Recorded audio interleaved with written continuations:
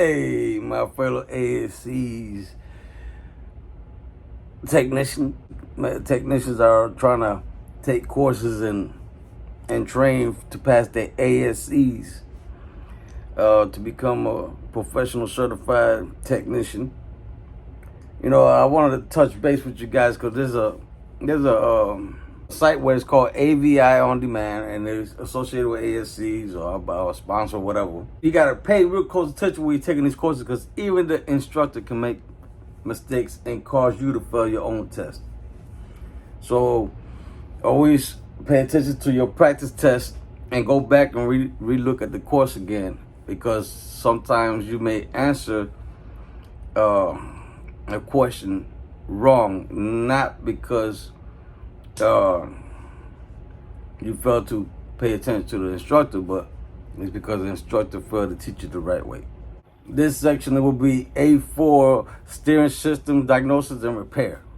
And there's a few other courses I've been taking that as well, like T4 with heavy equipment, heavy duty trucks, which will be air brake system, hydraulic brake systems, that I also find that instructor to make several mistakes as well. But pay attention when you're taking these courses, and if you gotta re-watch the course and put the instructor, check them, because you can fail your test simply because your instructor failed to teach you the correct way. Let's check this video out. Dave Hobbs with AVI On Demand. To drive home some points to help you understand steering, diagnosis, and repair for your A4 test. Now, a question that may come up has to do with something as simple as a drive belt.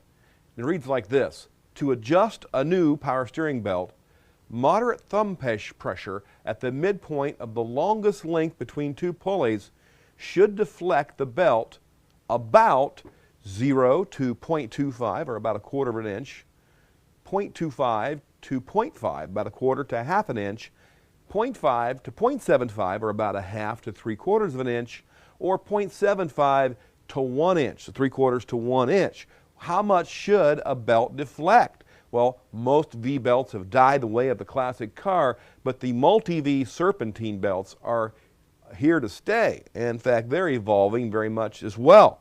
And as we look at the proper tool in this illustration, a belt tension gauge, if you've updated your toolbox for the multi-V serpentine belt, it's not a problem. But if you're going off of the old deflection, we need to know a little bit about how to do that. So let's take a look on the car with using a simple tape measure to see how much this belt really deflects. So what I'm going to do is I'm going to find the longest point, longest stretch. That'd be between the alternator here and the power steering pulley itself. So that's a pretty long stretch. Let's go ahead and do the bending right there. So what I'll do is I'll put a tape measure right in front of the camera over here, and I will move the belt up and down. So I'm able to get about a half of an inch, half to 3/4 of an inch, and the same thing going downward. If I start at about 2 inches here, I can go down about half or more. Now, you may think, well, I could push it further than that. Certainly you could. Look how far you could push it, but also look what's going on with the tensioner. So deflect the belt to the point right prior to the tensioner to start moving, and then make that measurement, and that's a tight enough belt. Now, they're not adjustable. Most vehicles with the serpentine belt have a tensioner, but the tensioner is something that requires service and replacement periodically. If they get noisy, if they start wobbling, if the surface of the tensioner is not smooth, all those things you want to look at when you diagnose problems with power steering, because power steering is dependent on a good tensioner to keep it going. The correct answer is C, about a half to 3/4, or 0.50 to 0.75 inches just prior to moving the tensioner. If you can get somewhere in between there, the belt is the right tension. Dave, are you sure about that? Let's check. He answers that C is the correct answer. Between 0.50 and 0.75, half or 3/4. Okay. Are you sure that's the right answer? Because when you go to take your practice test and they show you different, for example, look at this What do you call this? He says the answer is C. And by the way, was 0.50 to 0.75. But then when you take the practice test with the ASEs, you answer that same exact answer, and ASEs tells you you're wrong. It's 0.25 to 0.50. Now, remember, these Prometric ASE testing are very costly when you keep failing. And what they're teaching you is wrong becomes a huge problem to your pocket. And this is what happens. So the instructor leads you or set you up for failure. It may not be intentionally, but still, you got to check yourself, because when you got technicians that are out here trying to get certified and you're an instructor or some of these books instruct you the wrong way, and then when you go take the ASE or Prometric, this shit happens, and then you end up failing the test when you could have passed the test because you got a few answers that you thought was correct, and obviously it wasn't. Throws up a red flag if you ask me.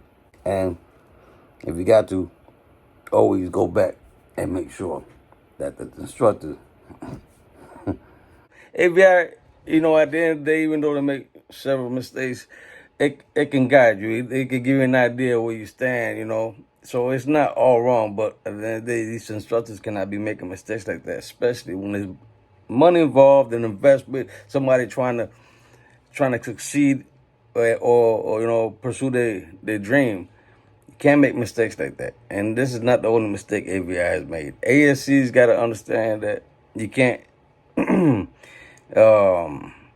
be invested in all this training class, and then if you're going to get it wrong just to, I don't know, I hate to think that it would be a money scheme, but it sounds like it's a money scheme. But anyways, move forward. If you take your test like I am, good luck, and review everything you train for. Review it. Don't just go blind, You feel? Keep going forward with it.